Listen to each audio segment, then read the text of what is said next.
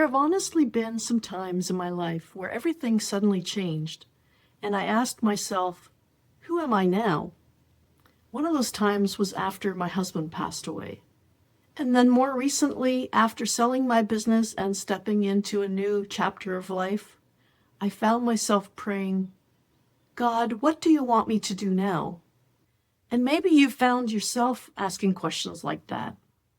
Questions that surface when life changes, when roles change, and you realize that you're not who you used to be. And honestly, by the time we reach our 50s, we're navigating things like menopause, changing hormones, changing energy levels, and an economy that's changing every 5 minutes. One minute you're walking into the kitchen and wondering what you walked in for, and the next minute you're looking at your grocery prices and wondering, when did bananas become a luxury item? So if you've been feeling a little unsettled lately, you are not alone. I'm going to talk about 3 transformations that women over 50 often go through, and why what you're feeling could be the beginning of something new. Hi, my friend. Welcome to Heavenly Payday. If we haven't met before, my name is Carol, and on this channel we talk about selective retirement, income online, purpose, faith, and building a meaningful life after 50. I retired selectively at 56. And honestly, I thought retirement might feel a little bit different than it does. I thought that perhaps once I slowed down a little bit, everything would feel peaceful and settled. But instead, I noticed something interesting was happening. Externally, life looked pretty good. But inwardly, I felt like I was changing. I think maybe a lot of women experience this. Not because they're unhappy, but because they're growing into someone that they haven't been before. Because I've really not heard anyone talking about this, today I'm going to speak about the 3 transformations that many women over 50 experience. You'll realize that you're not awkwardly out of place. You're just transforming. We're going to have heart-to-heart conversations about this stage of life as women over 50. We're going to talk about things like identity, purpose, restlessness, reinvention, selective retirement, faith, online income, and building a life of purpose in this next season. Because I think many women are navigating huge internal changes right now, and nobody seems to be talking about it or understand. So if that sounds like something that would encourage you, I'd like you to subscribe and follow along so you don't miss a video. And with that said, let's talk about the first transformation that many women over 50 experience. I think the first transformation many women over 50 experience is what I'd call the identity transformation. For decades, many of us have been needed by everyone. We've been workers, wives, caregivers, perhaps mothers, volunteers, problem solvers, the reliable one. And somewhere along the way, our responsibilities have become our identity. And then suddenly, things begin to change. The kids leave home. Retirement gets closer. Careers shift, and life slows down a bit. And without even realizing it, many women begin to ask themselves, who am I now? I remember after stepping away from full-time work, sometimes it felt a little strange to slow down. Like I should be constantly producing something or achieving something instead of having another nap. And I think many women feel that way because we've been in motion for decades. And maybe here's where we get stuck. We think restlessness leads to something's wrong or we've failed, when sometimes restlessness just means our identity is shifting or we've outgrown the old. This can actually be a good thing because it allows us time to ask questions like, what matters to me now? What kind of life do I want to create? What still makes me feel alive? And as a Christian, this has become especially meaningful to me because while many things change in life, our identity in Christ does not. Careers change, seasons change, roles change. Even our energy and priorities can change. But when you've placed your trust in Christ, your deepest identity is already secure. I love what Colossians 3:12 says. Therefore, as God's chosen people, holy and beloved. Just think about that for a minute. Chosen, holy, and dearly loved. Not because of productivity or achievement or how busy we are. And to me, that's incredibly comforting, especially during these seasons of transformation. Because when other parts of life feel uncertain, we can stand on something solid. And I think that that foundation changes the way that we move through every transformation in life. And once our identity begins to become less attached to constant performance and busyness, something else begins to change too. The way you relate to your time, your pace, and your energy. The next step is really important because I believe many women begin realizing that they don't need or want the same pace of life anymore. You can still work hard, you can still contribute, you can still build meaningful things, but our relationship with energy begins to change. At least mine did. I realized that I didn't want a fast pace. I didn't want the stress. I wanted a more relaxed life. Time for morning walks. Time to just think and breathe. I think many women reach the point where they stop wanting to prove themselves all the time. That's a big shift because our culture often glorifies burnout, busy schedules, and constant hustle.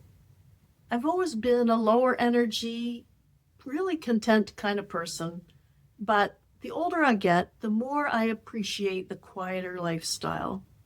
Simple things began mattering more. Playing pickleball. See the smile? Morning walks. Hosting international students in my home. Creative projects. And just meaningful conversations.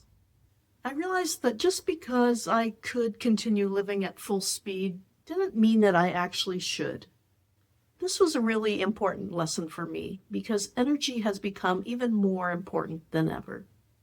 And I think that many women start wanting a life that's sustainable, emotionally, physically, financially, and spiritually. I know I do. And once we begin slowing down enough to protect our peace and our energy, another question surfaces.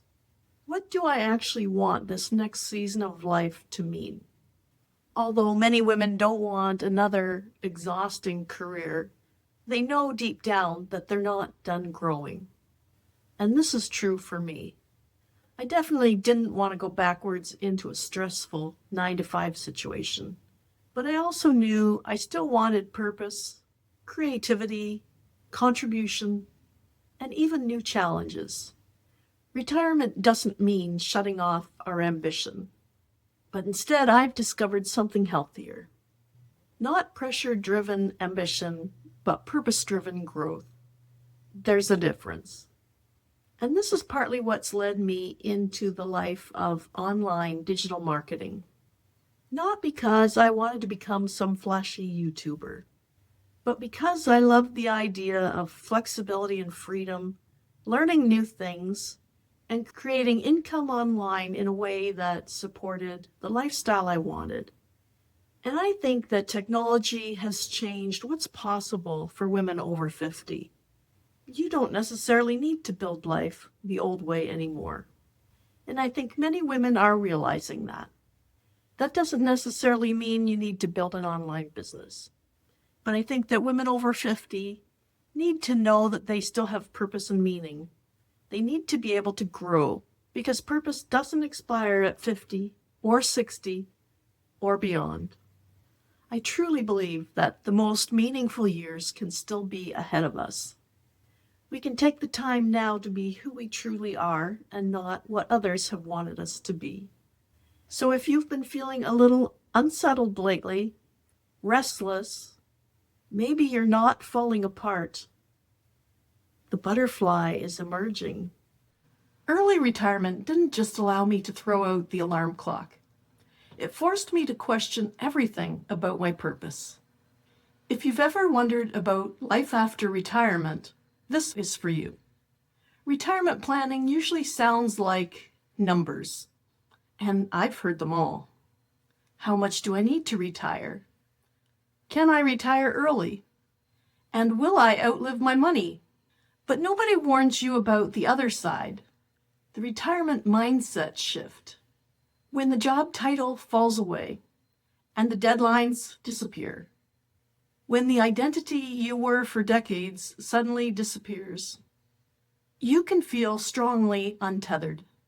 I'm going to share the biggest purpose lessons that I'm learning. Some from grief, some from personal growth, and some from what I've been building since I've retired. And yes, I'll share the framework that you can use to find your purpose, whether you're fully retired, selectively retired, or just dreaming about it. Why does retiring trigger a purpose crisis? Because retirement removes the structure that used to assign your meaning, your routine, your role, and your rewards. For many of us, work isn't just about income.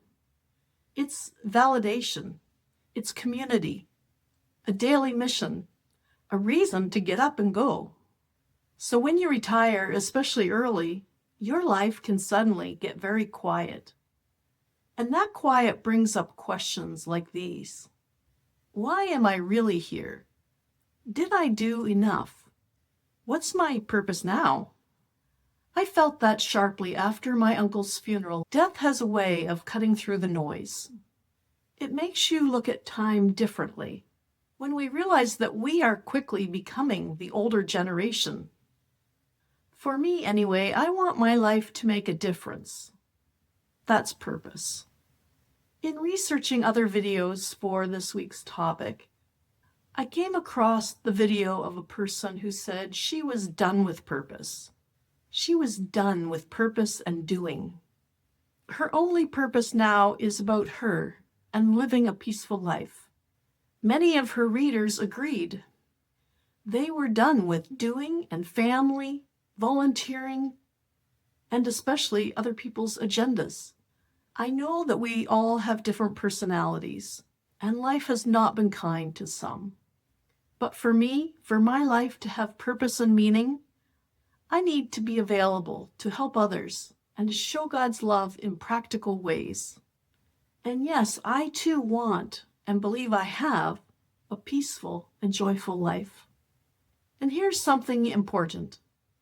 Questioning your purpose at retirement doesn't mean that you've done anything wrong. It often means that you now have space to think clearly. Studies on retirement adjustment consistently show that people who replace work identity with social connection, meaningful activity, and routine report higher life satisfaction than those who only treat retirement as leisure. Not that leisure is bad, but humans do better with meaning in their lives. Do you have one purpose for your whole life, or does it change? Many people have an overall purpose and then seasonal purposes. This has been huge for my personal growth. Here's the way I think about it now. Overall purpose is my North Star. Seasonal purpose is the assignment for right now. For many years, I've believed that my purpose is to please God in the way that I live, the way that I treat people, and the decisions that I make. And listen, some of my decisions have been better than others. Let's just say my ice cream eating habits have been hard to change. But seriously, we all make choices. Some are wise and some are learning experiences. But what gives me stability is in knowing that when my roles change, whether wife, caregiver, homestay host, entrepreneur, retiree, my purpose remains steady. And then the seasonal purpose brings up the question, what does living out my values right now mean? What does purpose in life after retirement look like, personally? Purpose in retirement often looks like service, relationships, meaningful projects, and of course, some relaxation. In this time in my life, one of the clearest purposes that I never expected to be such a big part of my life is hosting international students. The schools or agencies call me and say, "We have a student for you.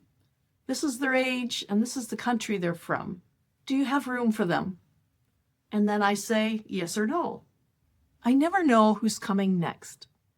I never know their background or what they've been through. But what I can do is provide a safe, stable home. Encouragement, kindness, structure, and support while they're away from their families. It's not always easy. Most days are a joy. Some days are trying. Sometimes it's messy, but most of the time it's beautiful. It reminds me of something that I want you to hear. Retirement doesn't mean you're done. It means you're redeployed. How do you find your purpose again after retirement if you feel stuck? You can use the 3E framework: energy, effect, and evidence. If you're thinking, "I just don't know what to do next," this is what you can do. What activities energize you instead of drain you? Not what you're good at or what looks impressive, but what makes you excited and feel alive. That's energy. Put your focus there. And then who do you want to help and how? Your purpose usually connects with people. Maybe it's your family, your church, maybe it's mentoring, and maybe it's your community. You can have an effect on the people around you. And look at the evidence. Where do you already see results? What have people thanked you for? What problems do you solve naturally? Now here's an example from my own retirement mindset shift. Since I retired, I've been building an online business and making content to help people, especially women like me, think differently about retirement, income, faith, freedom, and meaning. We all have different gifts. We all have different seasons. We all have different assignments. We're allowed to keep growing, because that's the point. Personal growth doesn't end when your career ends. In some ways, it finally gets room to breathe. I want to hear from you. What stage of life are you in now? And what's your purpose in this stage of life? Even if you're not sure, tell me what you're wrestling with. And if you're finding this helpful, please like the video. It tells YouTube to share it with more people who are preparing for retirement or in retirement. Income, identity, and building a life that still feels meaningful. Retirement can be a gift. It can also be a mirror. It shows you what you were using work to avoid, and it reveals what you actually value. So if you've been feeling a little off the path, a little restless, a little bit of now what? You're not lost. You're waking up to new purpose. Your purpose might be for a lifetime or it might be for a season, but you're not meant to drift. I'm going to share a little bit about what selective retirement means to me, how I think about income streams and time freedom, and building a schedule that supports a meaningful retirement. Retirement sounds like peace until you get there and realize your calendar changed faster than your heart did. For many women over 50, the biggest surprises aren't just financial. They're personal, they're emotional, they're deeply spiritual. For many years, I worked as a financial planner, so I've had countless conversations about retirement savings, investments, budgets, pensions, and long-term goals. But then I walked through some major life changes myself. Widowhood, selling my business, retirement, and stepping into a completely different stage of life. And here's what I realized. Retirement isn't just a financial transition or the exchange of a paycheck for a pension check. It's emotional, it's spiritual, and it's personal. Because you can financially plan for retirement and still be totally unprepared for the questions that come with it. Can I really afford to slow down? Is it too late to start something new? God, what do you want me to do now? So I'm talking about 4 realities of retirement that don't get discussed enough, especially for those women over 50. And especially if you've ever felt that tug to retire early, but you're wondering what comes after the finish line. Does retirement automatically bring peace? No, it doesn't automatically bring peace just because your schedule changes. Many women envision retirement as that moment when life finally becomes peaceful. But what I've learned is that retirement sometimes changes your calendar faster than it changes your heart and mind. You may still carry stress, worry, fear, pressure, and overthinking right into this next season. And honestly, I think many women are exhausted before they retire, not just physically, but emotionally too. After decades of responsibility, caregiving, work, schedules, showing up for everybody else, many women enter retirement already depleted. So if you're thinking, why don't I instantly feel okay now that I'm here? You're not doing retirement wrong. You're just human. That's where faith has been so grounding for me personally. Because real peace doesn't come from having everything perfectly figured out. It comes with knowing who walks with us in the uncertain seasons. As someone who has worked in financial planning, I understand the importance of preparation. I also understand something else. The economic landscape today feels very different for many people. Inflation, housing costs that don't seem logical anymore, helping adult children, debts, mortgages, and unexpected expenses. Many women imagine that retirement would feel financially lighter, but instead they're trying to navigate a world that seems more expensive every time they walk into the grocery store. At this stage of life, that can seem unsettling, especially when you thought this season of life would be more secure. And here's the other side of financial pressure, the mental story it can create. Sometimes women tell themselves, I could never start over. I'm too old to learn something new. I'll just have to settle. But those thoughts, they keep you stuck for years. And I want to say this gently. If you need more flexibility in retirement, it doesn't mean you have to go back to an exhausting job. There are options today that didn't exist before. Ways to earn online. Build something simple and create breathing room without burnout. I'm not saying it's instant or effortless. Nothing worthwhile is. But I am saying you're not trapped.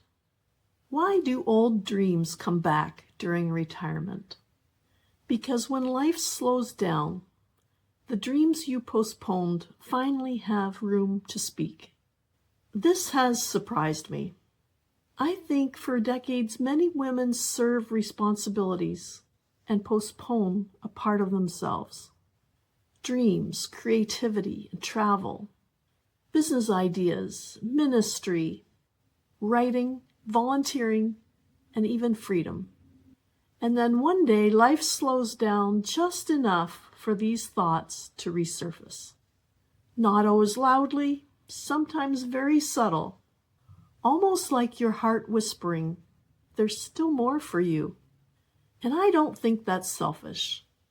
I think sometimes God places these desires and dreams in us that don't disappear just because we reach a certain age. And here's something practical. Sometimes those resurfacing dreams come with a new question. How do I fund the season without draining myself? For some, it may mean downsizing. For others, it might mean part-time work. In my case, selective work, like this YouTube channel. And for others, like myself also, it might mean becoming a homestay host, using what you already have to meet new people, create income, and add meaning to your life. Not everyone wants that, and that's okay. The point is, your dream doesn't have to die because you reach a certain age. Your life is allowed to expand again. What's one of the biggest challenges for women over 50 in retirement? Sadly, the internal conversation. Sometimes the self-talk that seems to be practical is really fearful. One of the biggest battles for women over 50 happens internally. The conversations we have with ourselves. I missed my opportunity. It's too late now. I'm not techie. I wouldn't even know where to begin.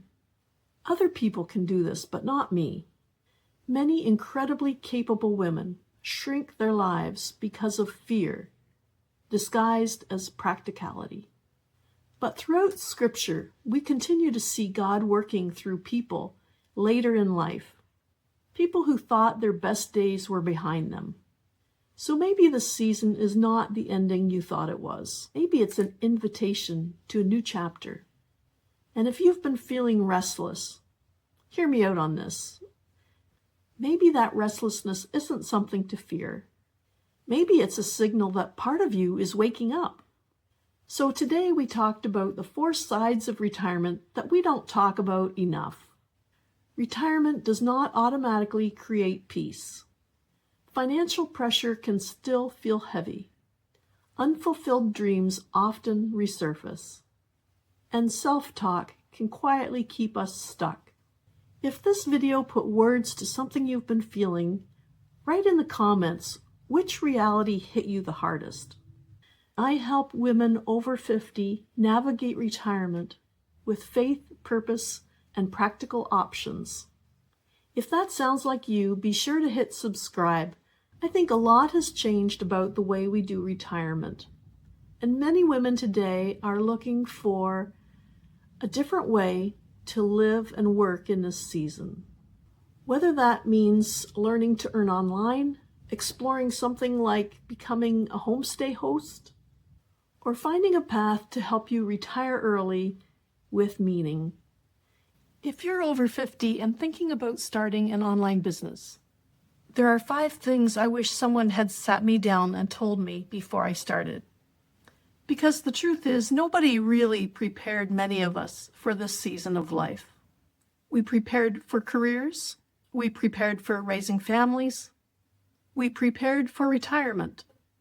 But nobody told us that after retirement, we might still want to learn, grow, contribute, and even create new income streams. I'm sharing the 5 lessons that have made the biggest difference in my own journey. Some of them surprised me, some of them challenged me, and one of them even changed the way I think about success online. So if you've ever wondered if you're too late, too inexperienced, or too far behind to start something new, stay with me. We talked about some of the unexpected realities of retirement, the side of retirement that we don't talk enough about, and why so many women find themselves asking, what's next? I want to talk about one possible answer to that question: starting something new. For me, that happened to be building an online business. My goal isn't to help women chase quick money. It's to help them learn valuable skills, create opportunities, and build income streams that can support them in the type of life they want to live in retirement. And if that's something you're interested in, be sure to subscribe, because every week I share what I'm learning on this journey. Lesson 1, it could take longer than you think. When I started online, I honestly thought I'd be earning income in the first couple of weeks. Then I started hearing other people in the community saying, "Why haven't I made a sale yet?" Before long, I started asking myself the same question. But before long, I realized we were asking the wrong question. The better question was I actually creating content that was helpful? Was I answering questions that women were already asking? And was I giving them reason to trust me? We all come into online business with different backgrounds, experiences, skills, and knowledge. We're all running our own race. Some people learn quickly, some learn slowly, and some have skills that can be transferred immediately. The important thing is not comparing your timeline to somebody else's. If you don't quit, you will keep learning. And if you keep learning, you will build income streams over time. Listen to, just focus on the next step. One of the easiest ways to be overwhelmed is to try and learn everything at once. Trust me, I've been there. Recently, I realized that I had attended so many trainings and learned so many new things that I hadn't even implemented yet. One day I prayed and asked, God, how can I better steward the things that you've already given me? A verse came to mind. Whoever can be trusted with very little can also be trusted with much.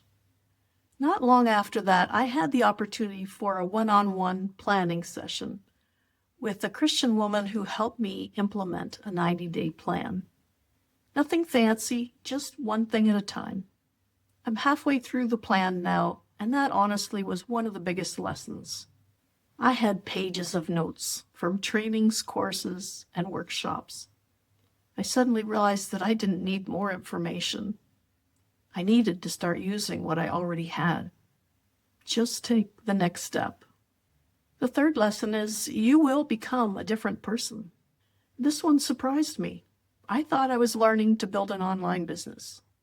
What I didn't expect is how much I would grow personally in the process. When I started, I was using faceless content. Then I added my avatar. Eventually, I started showing up on camera myself.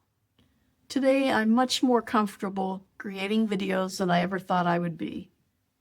I'm also more aware of who I'm speaking to. I better understand the women that I want to help, the challenges they're facing, and the transformations they're looking for. And that has created a deeper compassion and desire to genuinely help people step by step. I've also realized that consistency online is very similar to consistency with my fitness. You don't get stronger from one workout. You get stronger from showing up over and over again, and that's the same online. Lesson 4, take messy action. One of the biggest fears women tell me about is being on camera. And I understand that completely because I felt the same way. But confidence doesn't usually come before action. Confidence comes with action. My first video wasn't perfect.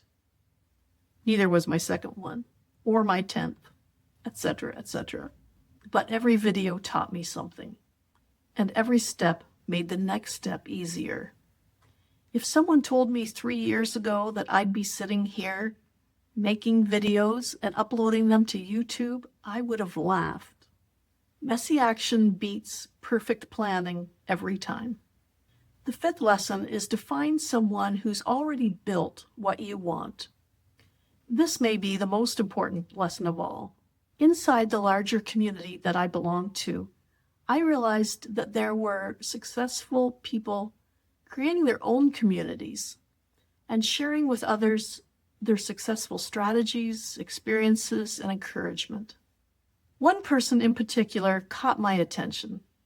She was close to my age, she lives in my province, and she achieved results that I respected. As soon as she opened her community, I joined.